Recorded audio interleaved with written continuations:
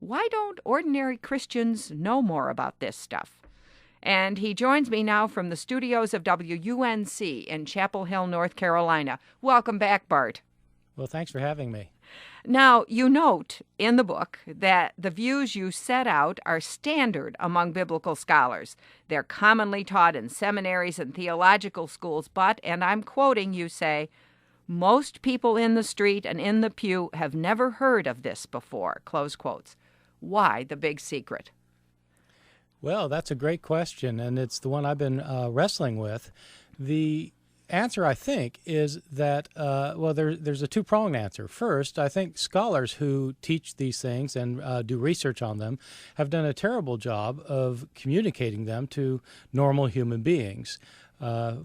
As a rule, scholars aren't the best communicators to normal folk. The second reason is a little bit more puzzling, which is that pastors who go to divinity school or seminary, they learn this material in their Bible courses, but when they get into churches, they don't seem to teach their parishioners. I'm not sure what the reason for that is, but it seems to be the case that most people in the churches don't know this material.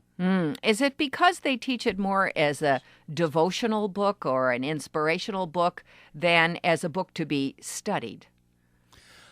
I think that that's probably a part of it, that in fact it's difficult for pastors to know maybe how to approach this material the way they learn it in seminary. When they're in the church, of course, they're trying to teach people about the faith and about how to believe and about how to act. Mm-hmm.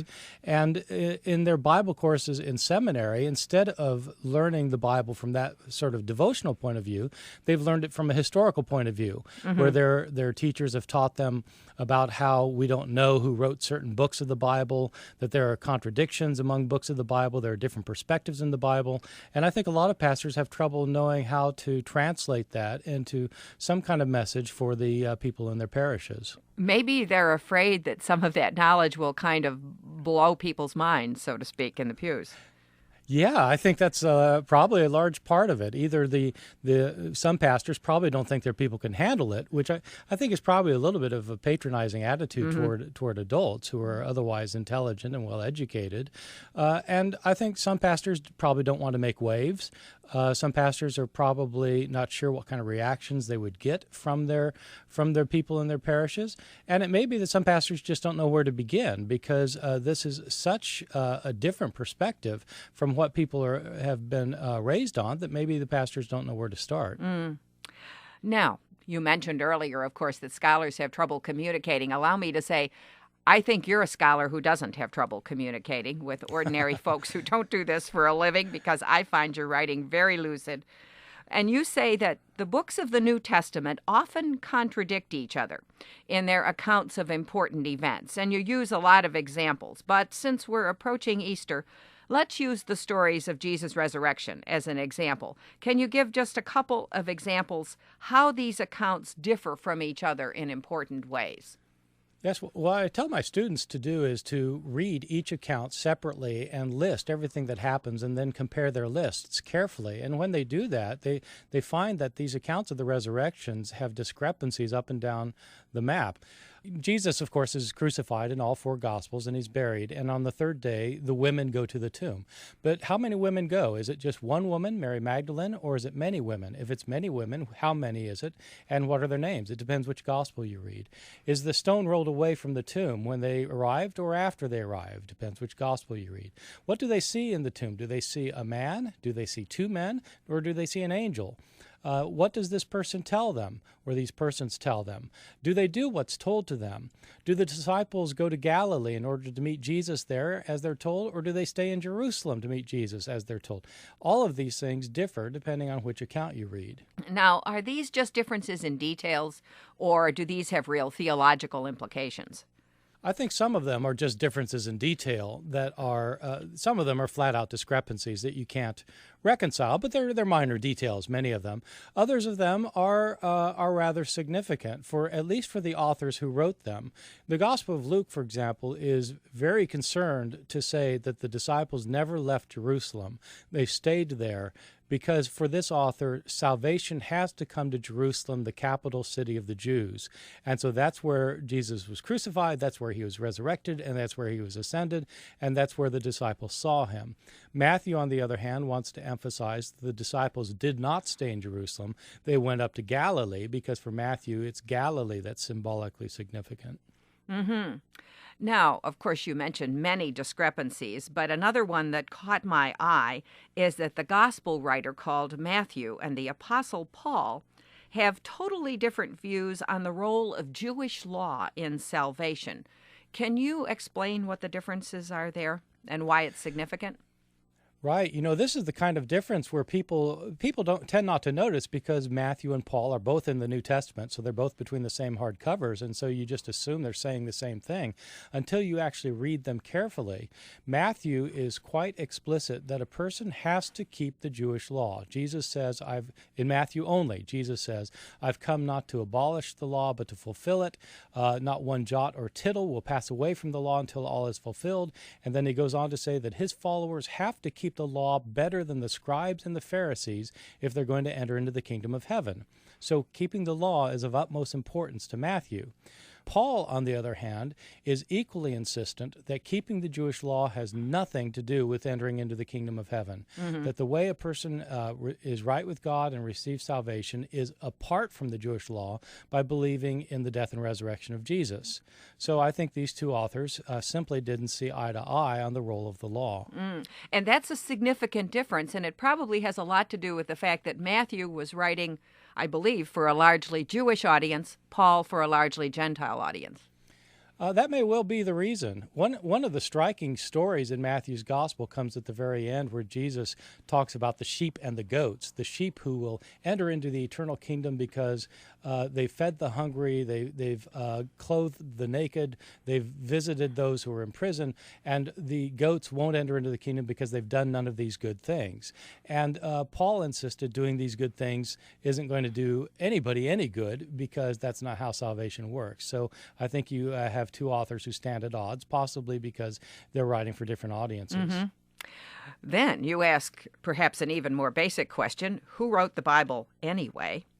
And particularly the four Gospels, which are, of course, the central books of the New Testament, but they weren't really written by Matthew, Mark, Luke, and John, right? Apparently not.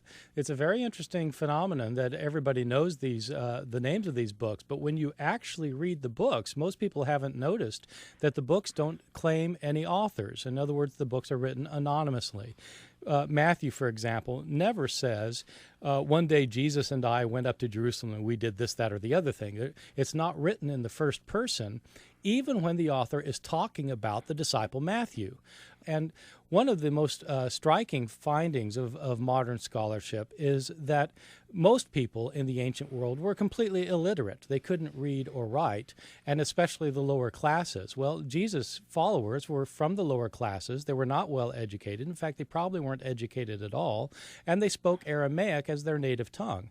These books are written by highly educated, literate Greek-speaking Christians from a later decade, and so they're probably not written by followers of Jesus. Do we know who actually wrote them? We don't know. All we know is that these are written probably outside of Palestine. They were originally written in Greek, which was not Jesus' language or the language of his disciples, probably written 30, 40, 50 years later. And so we simply don't know the identity of their authors who decided and chose to remain anonymous. And how about the letters of St. Paul? Did St. Paul actually write them? Well, that's another important question that scholars have wrestled with for over 150 years. The current consensus among scholars is that the 13 letters of Paul in the New Testament contain 7 letters that he almost certainly wrote. But there are 3 letters that he almost certainly did not write, 1st and 2nd Timothy and Titus, and 3 others that are hotly debated among scholars, Ephesians, Colossians, and 2nd Thessalonians. And so people talk about the undisputed 7 Pauline epistles epistles, and then the 6 other letters that probably did not get written by Paul, even though the authors claim to be Paul. Now, just to establish the background here, what you're saying is pretty well agreed by biblical scholars, right? I mean, they may disagree with a few details around the edges, but what you're painting is not some fluky, out-of-the-ballpark viewpoint, right? That's exactly right, and that's the point I want people to understand, is that these aren't just the views of a liberal professor who teaches at Chapel Hill. These are standard views that that I learned actually when I was in seminary at Princeton Theological Seminary, being trained to be a minister. This is standard stuff that people are taught in all the mainline Christian theological seminaries across the country and in Europe. When I say mainline, I mean Methodist, Lutheran, Presbyterian, Episcopalian, and even Roman Catholic and so forth. Now, I ask that because you say many of the New Testament books were in fact forgeries. In other words, someone wrote a book and then put the name of an apostle on it to establish credibility for that particular viewpoint. And this really sounds sinister as you describe it. And I'm wondering, was forgery like a common practice in the ancient world? It was accepted then, but it isn't accepted now? Are we simply misunderstanding it? That a lot of New Testament scholars actually get wrong, in part because they haven't read a lot of the ancient sources. I've been spending my last couple of years actually studying this phenomenon of ancient forgery for a scholarly book that I'm writing.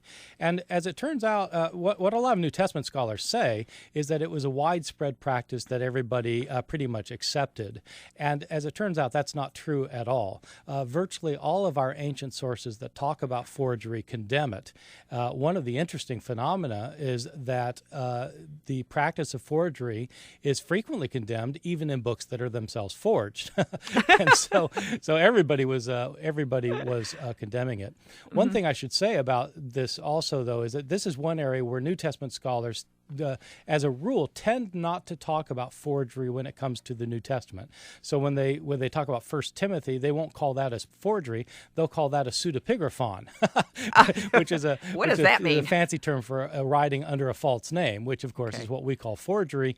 But some New Testament scholars don't want to call anything in the New Testament a forgery because as you say, it sounds a bit sinister. Now then you deal with this famous quest for the historical Jesus. And if most of the New Testament was written by people who actually weren't alive in Jesus' lifetime, then how do we know anything really about Jesus, the historical Jesus, I mean? Yes, this is a big problem that scholars have wrestled with for a very long time. For well over 200 years, scholars have wrestled with this problem because we have these Gospels that are written 30, 40, 50 years later by people who weren't there to see these things happen. And the question is, where did they get their information from? What is widely thought today is that these gospel writers got their information from the oral tradition, that Jesus did and said certain things, and that over a course of years and decades, stories were told about Jesus until these stories reached the ears of those who are going to write the Gospels. So what I talk about in the book is how scholars go about using sources like this, written decades later by non-eyewitnesses who got their information from people who also were not eyewitnesses, how we can use Gospels that have a lot of discrepancies and contradictions and different perspectives in order to figure out what Jesus really said and did. That's an ongoing scholarly project that is very familiar territory for anybody working in this field, but for a lot of people it's never even occurred to them as a problem. But it also means that if you're following an oral tradition, stories get changed as they get passed along, right? Yes, indeed. It doesn't take long for stories to change. They change sometimes on the first telling. And with the gospel stories, we're dealing with stories that have been circulating for 40 or 50 years in many cases. So I think it's obvious that the stories got changed, and there is actually evidence. One doesn't have to speculate about whether the gospel stories got changed. The hard evidence is the stories themselves. If you take any story in one of the gospels and compare it with the same story in another gospel, Gospel, you'll find wide discrepancies. I mean, just if anyone who has trouble believing this, simply compare the birth story of Matthew, chapters 1 and 2, carefully in detail, with the birth story of Luke, chapters 1 and 2, and you'll see differences up and down the line. Right. It's probably amazing that the stories are as similar as they are, given the fact that a lot of this probably came from oral traditions. Well, it is amazing, but one of the reasons that they are so much alike, in the opinion of scholars, again for the last 150 years or so, is that the three Gospels, Matthew, Mark, and Luke, all had similar sources. Specifically, that Matthew and Luke actually had a copy of Mark in front of them and copied a lot of their stories from Mark, so that they got a lot of their similarities that way. Now, one of the most fascinating questions in your book, and one that a lot of people wonder about, is how did this tome that we call the Bible get put together? Who decided what books made the cut and which ones did not? Because there are, for example, Gospels that are not in the Bible. How did that happen? That's absolutely right, yeah. And, you know, a lot of people in recent years have been received their education about this by reading the Da Vinci Code, which I think isn't the best historical source for these things. In the Da Vinci Code, the Bible got put together by the Emperor Constantine in the 4th century, which is absolutely false. It was a long debate among Christians that took place not just over decades, but over centuries about which books ought to be included and which ones ought to be excluded of all the Gospels that we have and the Acts and the Apocalypses and such. It was a long, drawn-out process, and there never was a council that made the decision. It was really more of a kind of a consensus that emerged after several hundred years. When would you say that final consensus was forged, roughly in time? The first time any Christian author listed our 27 books of the New Testament and said these are the New Testament and no other books was in the year 367. The person was a man named Athanasius, who was the bishop of Alexandria, Egypt. And so that's 300 years after most of these books were written. And even in Athanasius's day, his decision didn't solve the problem. The debates went on for some decades. Now, a lot of people think of those first Christians in those first centuries as having one mind and one soul, as the Acts of the Apostles puts it. But you say in your book, what I think scholars know, that there was a wild diversity in early Christianity, that in fact different Christian groups regarded the others as heretics and often said so. Can you give us just a bit of that historical flavor? Yeah, that's exactly right. And I think maybe that's one of the points that I want to stress more than any other, that early Christianity was extremely diverse, that there were people with different views about who Jesus was, about how a person has to believe and what they have to believe, what it involves to have salvation, how people are to behave. And some of these differences didn't emerge just after the New Testament period. They actually are embodied within the New Testament, so that different New Testament authors have different views on some of these key theological questions. And you say it was Roman Christians who eventually won the day and got to call everybody else a heretic? Yes, that's right. So in the second and third century, there were Christians saying all sorts of things that were that would seem peculiar to Christians today. But eventually, one form of Christianity ended up winning out. It was the form that wrote the Nicene Creed that people say today, or the Apostles' Creed that people say today. And many scholars think that it was the form of Christianity that was dominant, especially in the city of Rome. Of course, it was the Roman emperor, Constantine, who converted to Christianity before Christianity became the major religion of the Roman Empire. And so it wouldn't be surprising that a Roman form of Christianity then is what became dominant in the empire down through the Middle Ages. A little bit of intertwining of politics and theology there, perhaps. Now, you say that, in fact, the differences in early Christianity were so serious that there were actually different religions, or different Christianities, at least, during that time. Would that be a fair characterization? Yeah, I think it is. People have begun to talk about ancient Judaisms, and they've started talking about early Christianities because there were such differences. There were people who called themselves Christian who believed that there wasn't one God, there were two gods. There were Christians who said that there are 12 gods. We know of one Christian group that said there are 365 gods. These people all said they were Christian, and that the people who said there was one God were in fact representing false religion. Of course, the people who thought there were 365 gods ended up losing out the battle, and today nobody would call them Christian. But in their day, they claimed to be the true Christians and said that everybody else was false. And so it isn't until you start getting the church councils of the 4th, 5th, 6th centuries that you finally get some kind of unity across the faith where everybody is trying to agree on these major issues of doctrine. Mm-hmm.